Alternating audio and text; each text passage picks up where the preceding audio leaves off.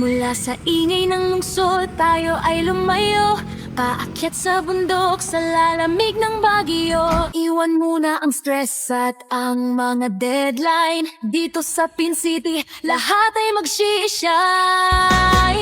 Sina Zed, Mercy at Ma'am Jo mula sa Maine, handang makipag-bonding kahit pa mag-rain. Kasama ang set team na laging maaasahan, and Magdaril, Owan, Elmar, walang iwanan. Kahit magkakaiba ang ating mga role, iisang tibok, iisa ang ating goal. Maghawak kamay, itaas ang pananaw, dahil ang tagumpay natin ngayon ay aabot tanaw. Isang team, isang pamilya sa Baguio, tayo'y magsaya at magkaisa.